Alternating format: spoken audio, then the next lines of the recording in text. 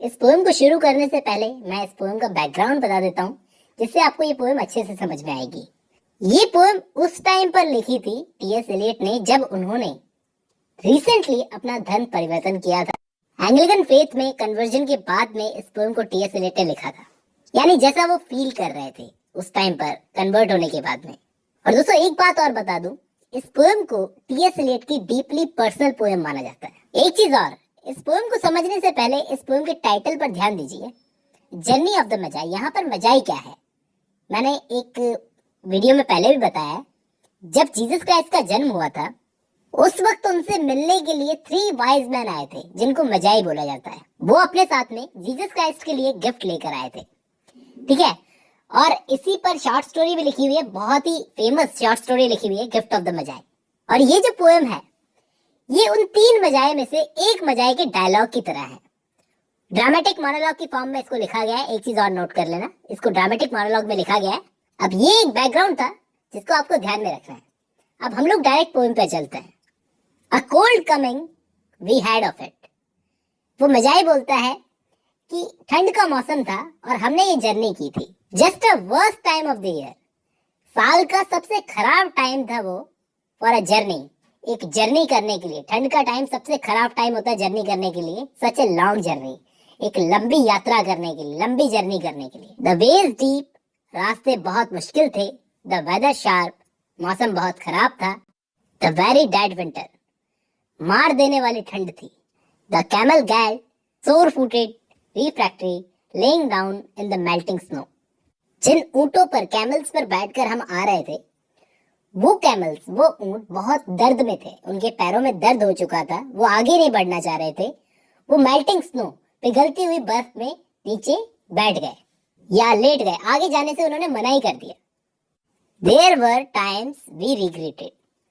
हमको बहुत पछतावा हो रहा था कि हमने ये जर्नी शुरू ही क्यों की। The summer palaces on slopes, the terraces and the silken girls bringing शरबत। मजाई ऐसा बोल रहा है कि एक ऐसा भी टाइम था जब यहाँ पर पैलेसेस हुआ करते थे। मतलब यहाँ पर पैलेसेस हुआ करते थे, सिल्कन गर्ल्स हमारे लिए शरबत लेकर आती थी। कितना अच्छा टाइम था। तो हमें वैसे ही किसी जगह पे जाना चाहिए था, हमने क्यों फालतू ये जर्नी शुरू की। And the camel man cursing and grumbling. जो हमारे साथ ऊंटों को चलाने वाले थे, वो कर्स कर रहे थे। Grumbling and running away. जो कर्स कर रहे थे, जो चिल्ला रहे थे, पूरे रास्ते बस कोसते रहते थे और भाग जाते थे। मतलब कुछ तो भाग ही जाते थे, आधे में ही भाग जाते थे। And wanting their liquor and women. उनको सिर्फ 2 ही चीजें चाहिए थी, शराब और वुमेन।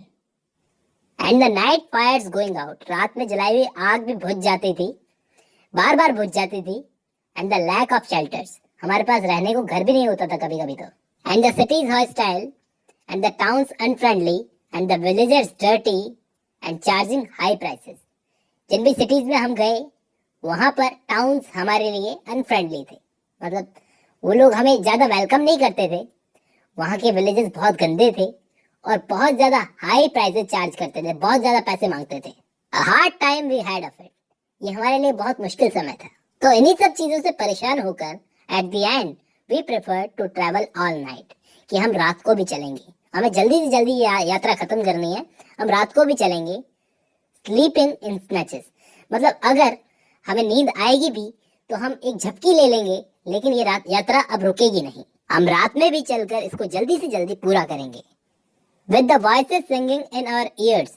हमारे कानों में हमेशा कुछ आवाजें गूंजती रहती थी, सेइंग, जो हमसे कहती थी हमेशा, that this was all folly, कि तुम ये जो कर रहे हो सब बेवकूफी है। ये जो तुम इतनी लंबी यात्रा करके जा रहे हो सब बेवकूफी है। इससे क्या होता है, इंसान का भरोसा टूट जाता है। Then at dawn. और सुबह के वक्त, डॉन का मतलब होता है भोर, भोर के वक्त। We came down to a temperate valley. एक घाटी के अंदर हम पहुंचे जो बहुत टेम्परेट यानी कि ब्यूटीफुल थी। Wet below the snow line. कहने का मतलब वो थोड़ी गीली तो थी, लेकिन वहां पर स्नो नहीं थी, स्नो की लाइन थी। Smelling of vegetation. वहां पर ऐसी खुशबू आ रही थी जैसे वेजिटेबल्स भी वहां पर उगी हुई हैं उस घाटी के अंदर। With a running stream. और वहां पर एक नदी बह रही थी। And the water mill beating the darkness. एक वाटर मिल था, कहने का मतलब एक खूबसूरत नजारा था जहां पर डार्कनेस मतलब हल्की हल्की डार्कनेस थी, भोर का वक्त था। And 3 trees on the low sky, और हम ऊपर की तरफ देखते हॉराइजन की तरफ, तो हमको 3 पेड़ नजर आते। And an old white horse galloped away in the meadow, और हमें वहां पर एक सफेद घोड़ा भी दिखा जो घास के मैदानों में दौड़ रहा था। And we came to a tavern, मतलब हम लोग एक छोटे से टैवर्न यानी कि होटल में पहुंचे, with wine leaves over the lentil, जहां पर दरवाजों पर कुछ बेलें लटकी हुई थी। वाइन लीव्स यानी बेल लटकी हुई थी। 6 hands at the open door dicing for pieces of silver and feet kicking the empty wine skin. कहने का मतलब यहाँ पर भी ऐसे लोग मौजूद थे जो खाली वाइन के कैंस को लात मार रहे थे। कहने का मतलब ये लोग भी हमसे पैसे मांग रहे थे, इसलिए ये जगह भी रहने लायक नहीं थी। But there was no information, तो यहाँ पर हमें कोई खास आदमी मिला नहीं जो आगे के रास्ते के बारे में हमें इन्फॉर्मेशन दे सके। तो वी कंटिन्यूड, मतलब हम आगे की तरफ बढ़ गए। एंड अराइविंग एट इवनिंग, और शाम के वक्त, उस वक्त हम पहुंच गए। कहाँ पहुंच गए? Not a moment too soon finding a place, एक मोमेंट भी पहले नहीं पहुंचे, एग्जैक्ट टाइम पर पहुंचे। फाइंडिंग द प्लेस, हमको वो जगह मिल गई।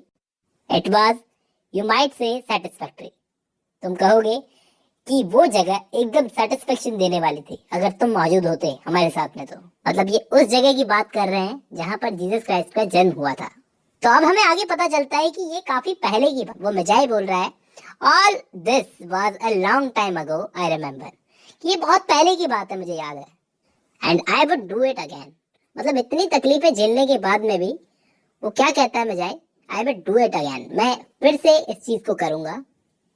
बट सेट डाउन दिस, कहने का मतलब वो कह रहा है कि अब बैठ जाओ, इस बारे में बात मत करो। Were we led all that way for death और बर्थ, कहने का मतलब यहाँ पर वो मजाई एक सवाल पूछ रहा है कि हमने जो इतनी बड़ी यात्रा की वो किसके लिए की, मौत के लिए या जिंदगी के लिए? किसी को जिंदगी मिली थी उसके लिए, या हमने हमारी मौत के लिए यात्रा की थी? सवाल पूछ रहा है।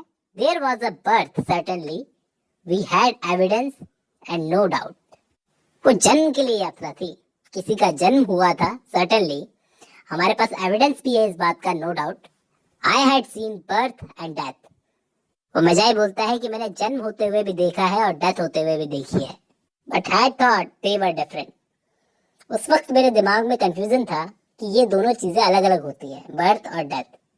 This birth was hard and bitter agony for us, लेकिन ये जन्म हमारे लिए एक बिटर एगनी की तरह था, लाइक डेथ और डेथ, मौत की तरह, हमारी मौत की तरह। We return to our places, हम लोग उस बर्थ के बाद में हम लोग अपने अपने घर लौट आए। दीज किंगडम्स, इन किंगडम्स में जहां हम आज मौजूद हैं। But no longer at ease here in the old dispensation, अब हम जब यहाँ पर लौट आए हैं तो हमें अच्छा नहीं लग रहा है, लग रहा है जैसे अब भी यहाँ पर ओल्ड डिस्पेंसेशन, पुराने तौर तरीके चलते आ रहे हैं जीसस के जन्म से पहले के।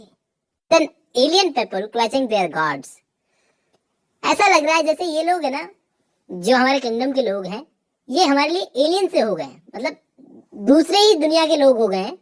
क्लचिंग देयर गॉड्स, ये अपने गॉड्स की मूर्तियों की पूजा कर रहे हैं। I should be glad of another death, यहाँ पर वो बजाय बोलता है कि मैं तो चाहूंगा मेरी फिर से डेथ हो जाए, क्योंकि ये सोसाइटी अब मुझे रास नहीं आ रही है जो मतलब किसकी पूजा कर रही है। हमने तो अपनी आंखों से देखा है